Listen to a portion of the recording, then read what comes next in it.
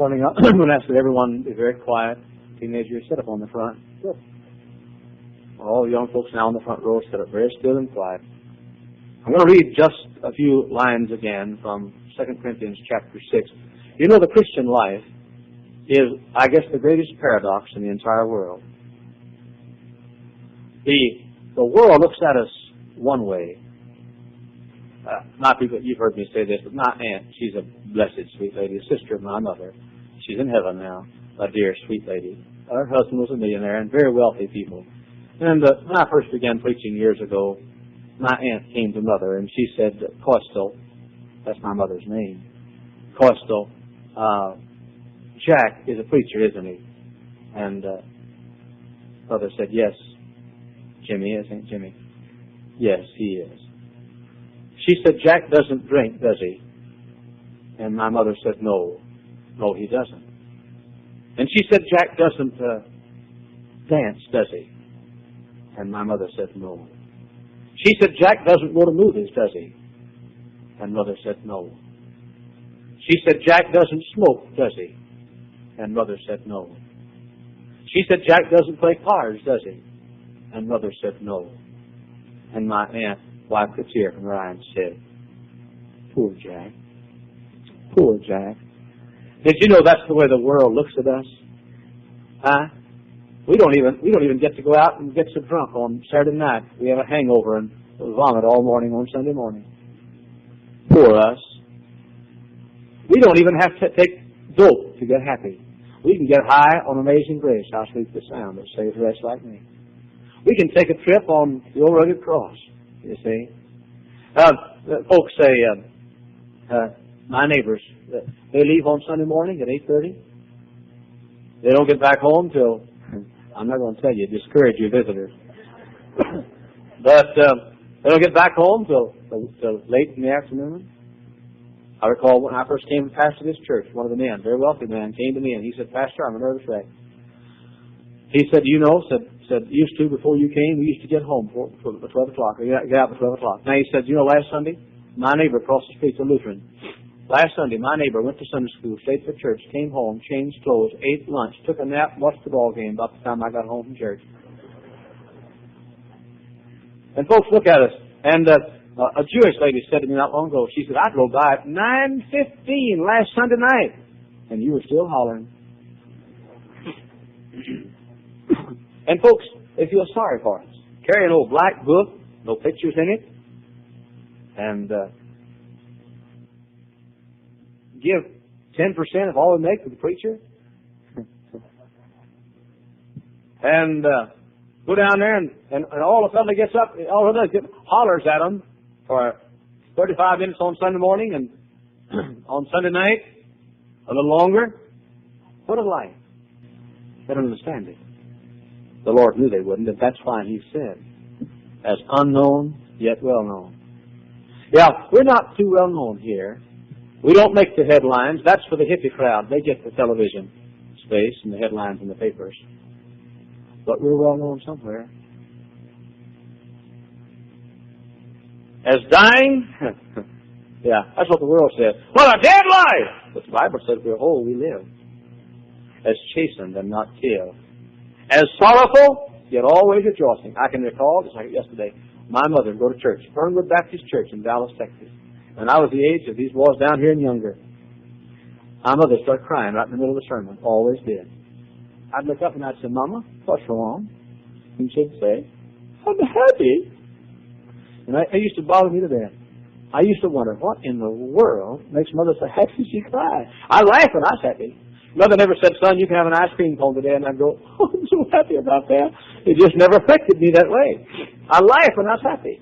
But now I understand. Go to church and as sorrowful, yet always rejoicing. As poor, yet making many rich. If I took this, and I don't know about you visitors, but if I took our people this morning and held them up with the heels and shook them, nothing would fall out of the chain.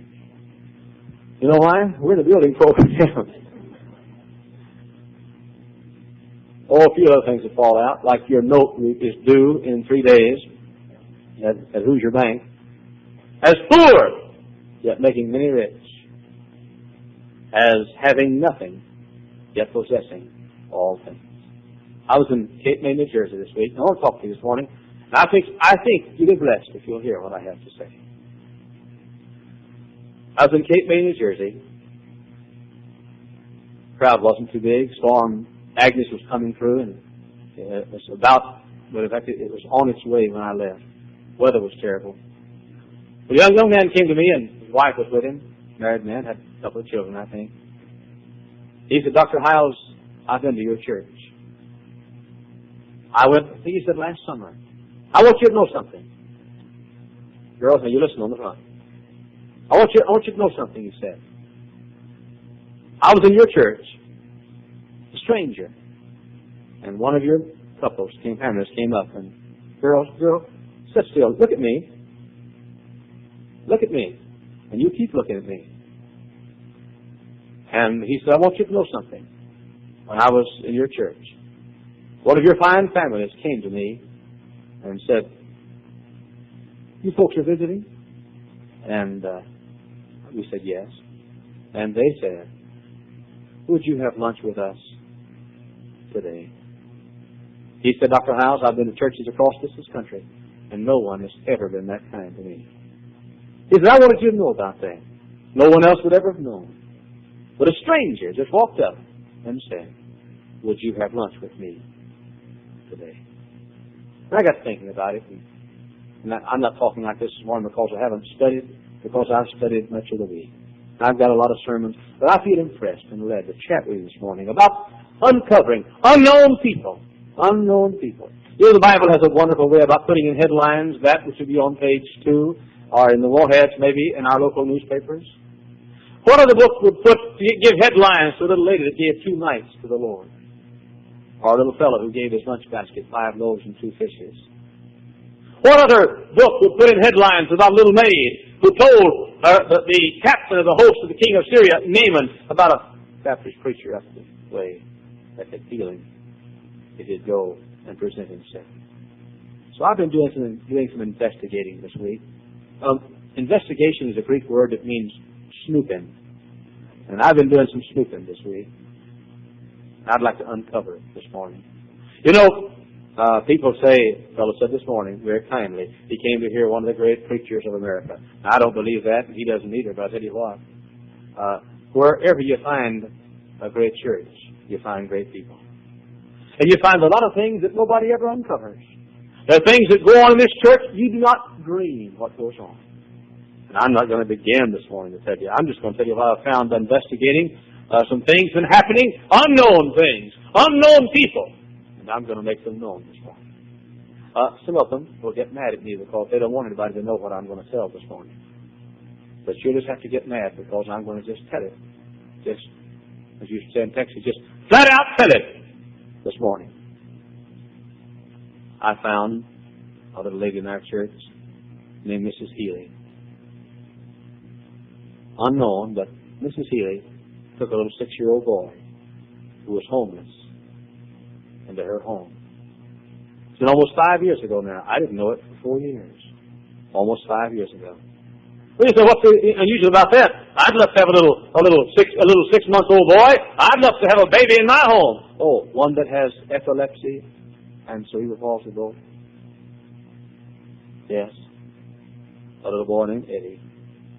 And for almost 5 years, that lady has been giving that little baby boy that wasn't her own treatments. What do you call it when Governor Wallace is taken? I've forgotten all of a sudden. Therapy. Therapy. And she has spent literally thousands of hours nursing that little boy with cerebral palsy and epilepsy to some normal health. But that isn't all. She found a little baby, little baby named Tony. He's a spastic and couldn't talk. And she's got the boy now where he can say just a little bit. Just a little spastic fellow who couldn't talk. And there are others too. I found that. Nobody knows that. I didn't know it myself. She didn't broadcast it, and she didn't want anybody to know about it, except unknown. I've got to see. Listen, I wish the television cameras would point toward that instead of some of these long-haired mops trying to destroy America. I also found something else. I found a name that will not be listed in the Hall of Heroes with Elijah and Moses and Joseph and John and Paul and Peter. But put this name down. Overstreet. Overstreet. Don't forget that name. The Lord hasn't forgotten it. Unknown, but well known. A little late in our church. I wonder how old the Overstreets are. What would you think? 25? He's your age. 64. How old are you? 30. Between 25 and 30, Miss Overstreet is. And she became pregnant, expecting a baby. And she went to the doctor one day. She couldn't feel movement. And she went to the doctor, and the doctor said the baby's dead. We'll have to take the baby. But that was on, I think, Friday. And Mrs. Overstreet said, could we wait till Monday? And the doctor said, why? And she said, because I work in the Sunday school, and I have my job to do Sunday. And that little lady came to Sunday school that morning with that dead baby in her body and performed every duty that she would perform on Sunday. And then the baby was born dead shortly after. I uncovered that. Isn't that a wonderful? You know, you think about First Baptist Church, Dr. Hyles is doing a great work. No, hundreds and thousands of Overstreets are doing a great work here at First Baptist Church. Unknown? Yeah. I'll bind you one thing. They made headlines in heaven that Sunday morning. Backstruck! Read all about it! A little lady, nearly 30, lost a baby, but she wouldn't have surgery till after she had fulfilled her duties on the Lord's day. Unknown, but well known. I found months ago, a beautiful story about one of our ladies. In fact, this is one of the great stories of the history of our church. One morning, before this building was built, it's been now about, 11 years ago, I guess, the old auditorium. A little short couple, a little fella, about that tall, and his wife about that tall, little blonde-headed fella. Must have been, let's see, at the time, I guess he was 30. Came in, sat right over here on the left side in the corner. I walked in the door here that morning for Sunday school, teaching my class. Saw a little blonde-headed fella. I said, my name's Jack Hyles. He gave me his name and didn't think any more about it than I would any one of hundreds and thousands of other visitors who've been in our services. And he said to them, I didn't know him from Adam. I said, where are you from? He said, Michigan. And good night. Everybody comes to our churches from Michigan or Kentucky. And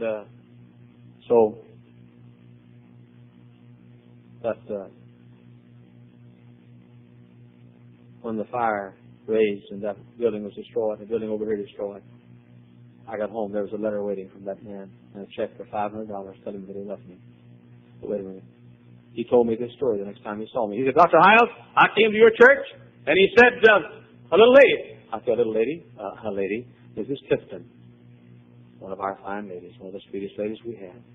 He said, that little lady came up to me and said, what is your name? And he said, my name is Russell Anderson. This is my wife. At the time, the fellow was worth $4,000. That's his worth, $4,000, total worth. And she said, Miss Anderson, would you and your family, 2 little girls, but you and your wife and little girl, would you come to my house to eat lunch today? He said, Dr. Hyles, we had never seen the lady. She had never seen us. We were total strangers. And she asked us to come and have lunch with her. And we couldn't, I don't know whether they did or not, but said, I don't think we couldn't, but said, we were amazed at that kind of hospitality. That man, listen to me now, that man has already given $250,000 to Hyles Anderson College. That man. You know, I was thinking last night, maybe we ought to name that the Hyles Anderson Clifton College. Huh? God began to bless his business. I know he's given $500,000 to this church since that day. Now, what knitted his heart to this work here? One little lady, who, by the way, can fry the best okra in this world.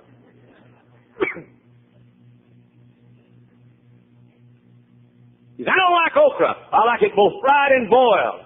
Fried, it's the best tasting stuff in the world. And boiled, it's the easiest stuff to get down in the whole world.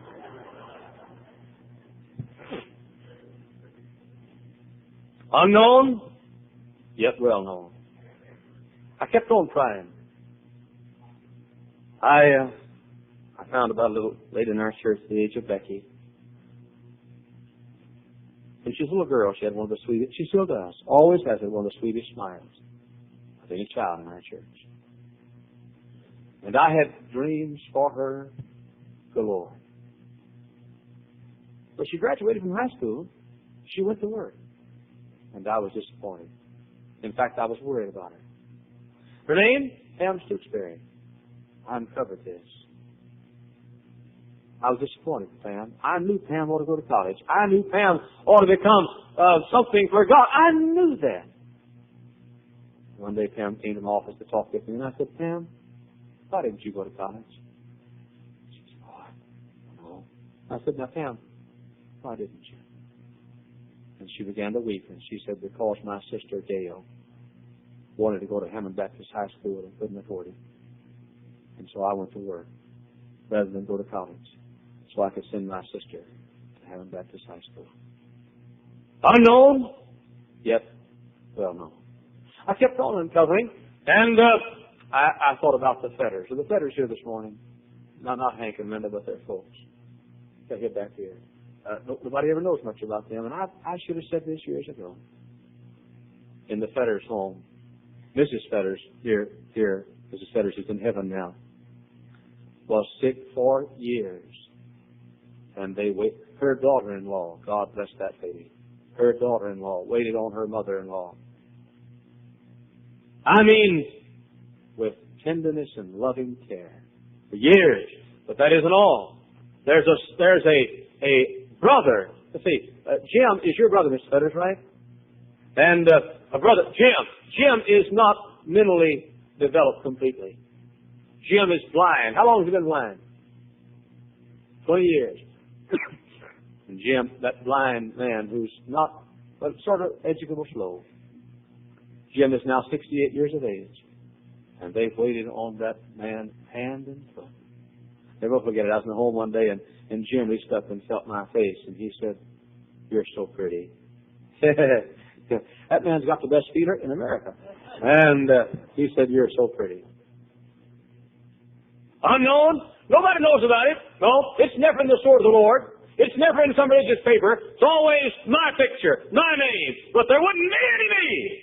There weren't people like that who stay at home and nobody knows about it. And they don't want anybody to know about it. But I'll tell you one thing. Up in heaven, they know about it. Unknown, yet well known. I kept on snooping. The name Arlene Beck doesn't mean much to most of you. It'll never be in big headlines anywhere because Arlene's a little bus kid. Who brought Arlene to our Sunday school? Arlene, are you here? Who?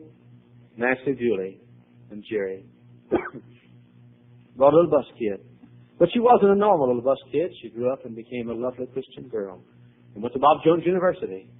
And while she was at Bob Jones, she got sick, and she went to the doctor, and the doctor took tests and found out she had cancer at the tender age of about 19. She had cancer surgery. She came home for a while. As far as we know, she's healed of the cancer now, thank God.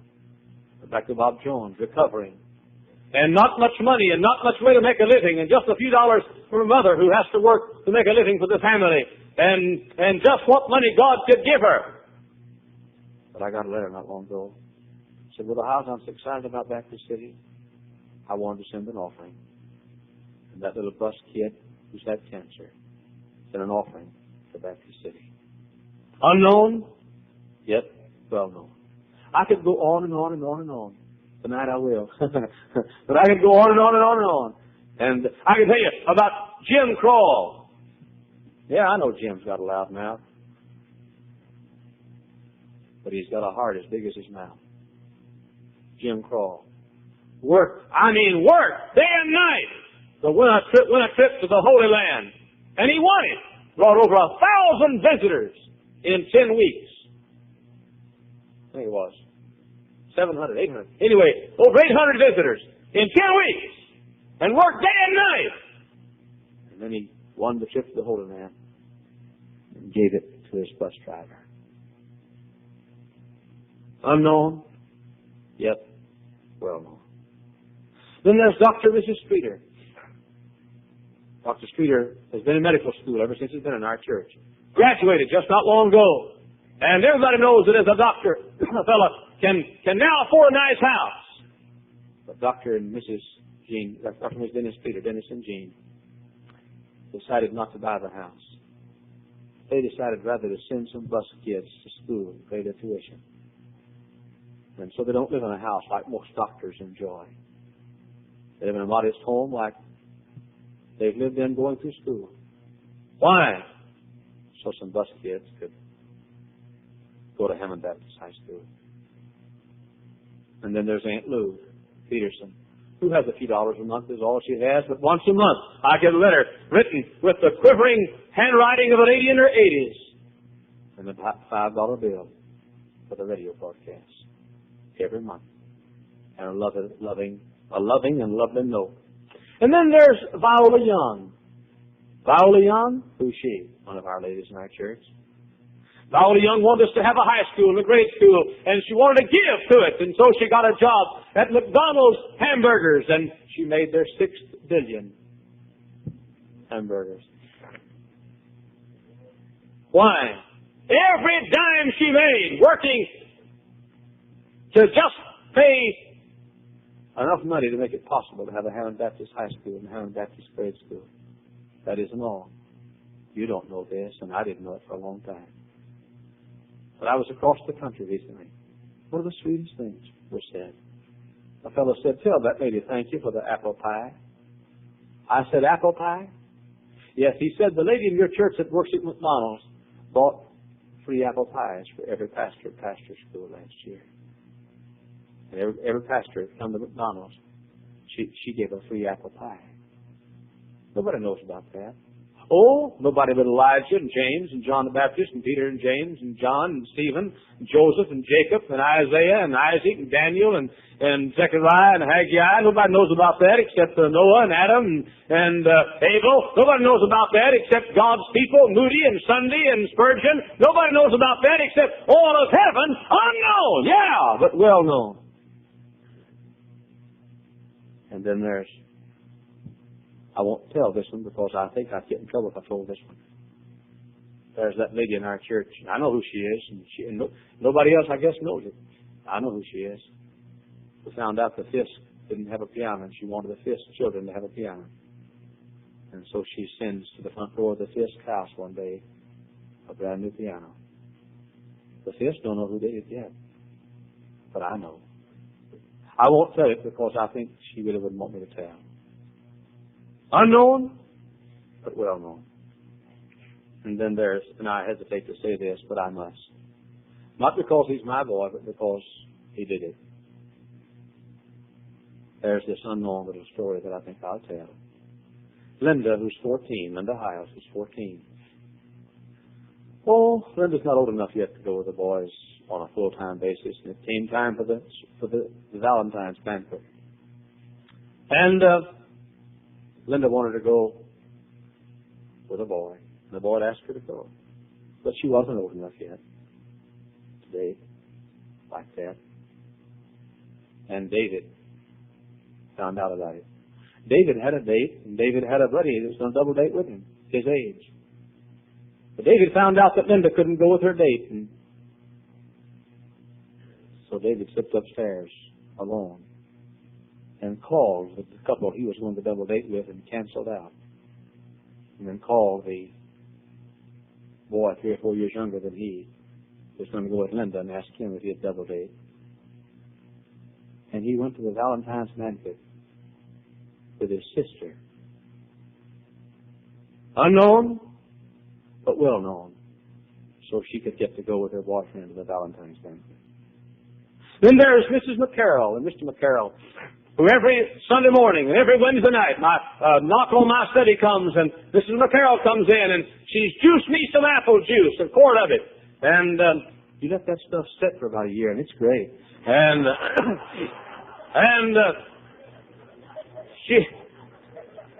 but anyway,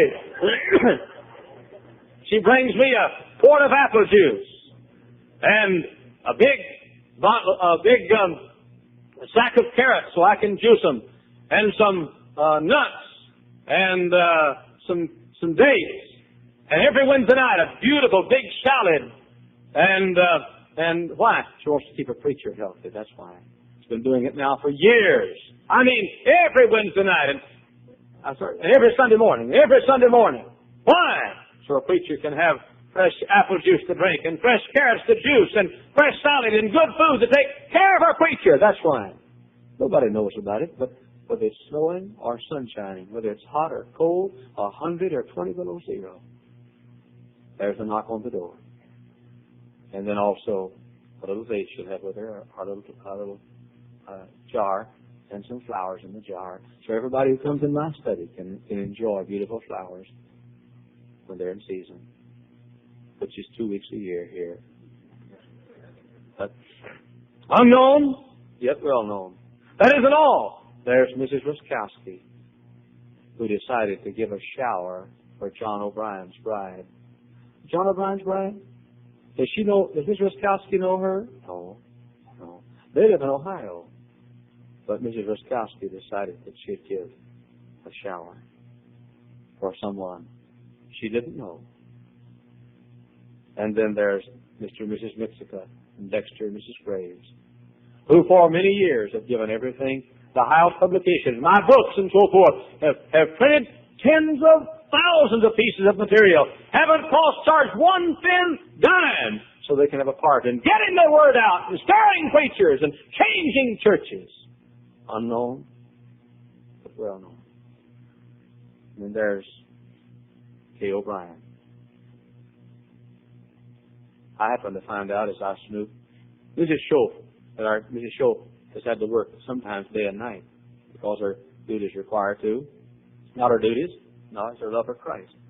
Mrs. Schoaf works on our staff, and she's here every morning before anybody gets here, and usually is here, and everybody leaves, and comes back at night, and comes back on Saturdays, and I'm sure she works 70 hours a week in her job. And Kay O'Brien found out about it and asked if she could clean her house free. Huh? Yeah, just a kid. Just a teenage girl. Asked if she could go clean her house because Mrs. Schoaf spent so much time at the church that Kay wanted to clean her house. And then there's Mrs. Caesar. You'll never know all she does for people. And Mrs. Meredith. You'll never know all she does for people. And George Husengay, who visits and visits and visits. Everybody that's in trouble gets a visit from George Husengay. Isn't that strange? A lot of folks find they get their kicks from Seacom 7. Our folks get their kicks from serving others. You say, what makes folks like that? Why would somebody want to work at McDonald's hamburger place and work hours and hours and not get one dime for themselves? Why would some teenage girl who could be out with a gang, why would she be over in a house scrubbing and waxing and cleaning and washing walls when she could be out with a crowd? Why? Why would somebody want for the fist to have a piano and just have one delivered to his house? Why? I'll tell you why. Because one day they came in contact with him about whom Brother Tobin sang a while ago. Jesus, Jesus, Jesus, sweetest name I know. Fills my every longing, keeps me singing as I go. I would love to tell you what I think of Jesus, since I found in him a friend so strong and true. I would tell you how he changed our lives completely. He did something that no other friend could do. Sweetest note instead of song, sweetest name on mortal tongue, sweetest carol ever sung. Jesus, blessed Jesus. What a difference he makes. What a difference he makes. He makes you want to give instead of get. He makes you want to let go instead of grabbing. He makes you want to help somebody else instead of want help for yourself. He makes you want to share instead of keep. He makes you want to serve instead of be served. He makes you want to say, let me help rather than help me. What is it? The strange man of Galilee came walking the shores of the Galilee and the sandy trails of the mountains of Judea and taught us it's more blessed to give than to receive. who taught us the servant is greatest of all, who never made many headlines, and whose people never make many headlines. But what a difference he makes. Say, did you know what? What you're looking for, we found. We found it. You who had to go out and have a needle last night to make you high, we found what you're looking for. You had to go out last night and get drunk to escape, a way of escape. We found what you're looking for. And it's not by escaping. It's by facing reality with somebody. And that somebody is wonderful, wonderful Jesus. In the heart, he implanted a soul. Jesus, Jesus, Jesus. Sweetest name I know. He'll change your life this morning if you trust him. If you're not saved, let him do it. If you are saved, why don't you enter into that great group of unknown people who silently, quietly, without fanfare or publicity or for the desire for either, go about serving others and caring for others. Unknown, yet well known. The many cases that I've not completed my investigation on yet, I haven't found out yet who gave that $50 to one of our new couples who came to college here. Haven't found out who did that yet. I haven't found out who it was that opened their homes to a couple who came from college here and then let a couple with several kids stay in their home for a while because they had no place to stay. I haven't found out who did that yet. And there are hundreds of cases I'll never know about. But you mark it down. He who notes the course of every sparrow's flight. He who feeds even the unclean raven. And he who clothes the lilies of the field. He who found Elijah alone under the juniper tree and fed him. That God knows everything you do. Unknown, but he knows. And one day when the great revealing and uncovering takes place, I've got a sneaking suspicion that the Rices and the Joneses and the Robertsons, and if I can be included in that great group, the Hyleses, will take a back seat. And the Cliftons and the Caesars and the Youngs will take their place. Unknown, yet well known. Let us pray.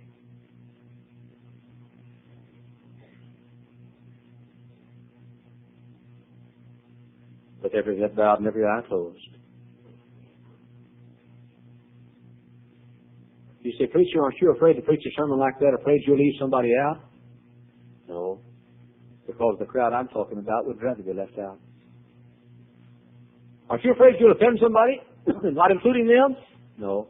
The kind of people I preached about this morning are the kind you'll come near offending if you include them.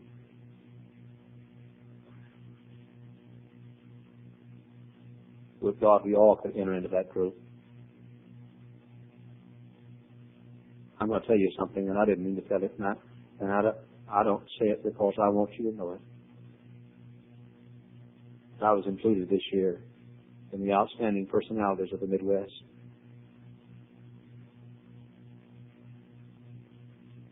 I'd rather be included with God's people who give. I'd rather have my name listed with a list of people I gave this morning. That's where you'll find your great Christians. That's where you'll find the headlines that are made in heaven. Why don't you quit living for self? Why don't you quit living for yourself? Why don't you decide to join that great crowd of people who are poor yet make many rich? Sorrowful yet always rejoicing. Having nothing yet possessing all things. Unknown yet well known. Why don't you in the quiet of your own heart this morning say, oh my God, I've been too selfish. Oh my God, I have so much and I give so little. Why don't you say it? Why don't you learn what it is? Tiptoe to someone who's too busy, they can't keep their house clean, and clean it for them. Cancel a date with your gang so your sister can go to the sweetheart bank. To earn a trip to the Holy Land and give it to another. Mr. Franz is giving his to his mother-in-law. To work another job to pay for a school or give preachers apple pies. To take care of a blind person. Take a little 6-month-old baby with epilepsy and cerebral palsy and spend literally thousands of hours manipulating. Trying to help. Take a little child that's spastic and can't speak and spend hundreds of hours teaching him how to say one word and find all the joy in the world over that one word that little child finally says. That's where you'll find what you're looking for. But the Savior said, he that loseth his life for my sake shall find it. Are you saved this morning? Why not join that unknown but yet known crowd? If you're not saved, the Savior who makes it all possible wants to be your Savior this morning. And we can show you how to be saved. If you're not a Christian this morning, you'd like to be, I want you to raise your hand with every eye closed and say by raising your hand, I'd like to have the Christ that makes this possible. Would you raise your hand for prayer, please? All over the building. God bless you. I see you. And God bless you. Are there others? All over the building. I'd like to be saved. I'd like to have the Christ that makes people live like this, that changes people from self to others. Would you raise your hand, please? I'll pray for you. God bless you. Are there others? Father, I do pray for these and others. May this morning they say yes to Christ. In just a moment, we're going to stand and sing. I'm going to ask you if you would receive Jesus to leave your seat and come toward the aisle. I'd like to meet you here at the altar. I can show you how to go to heaven when you die. Won't you come? Then those this morning who are here and you're saved, but you've never been baptized, you come this morning and say, I'm going to obey Christ in baptism. We can baptize you this morning. And those that ought to join our church by transfer of membership, you come this morning. And we'll be happy to receive you if you're saved. On the first stanza, we're going to sing all to Jesus, I surrender. All to Him. You say, how can I surrender all to Jesus? Surrendering all to others. Inasmuch as you've done it under one of the least of these, my brethren, you've done it unto me. Father, will it bring down these aisles those that need to receive Christ, those that need to get baptized, those that need a church home. And may each of us this morning step out of ourselves and into others.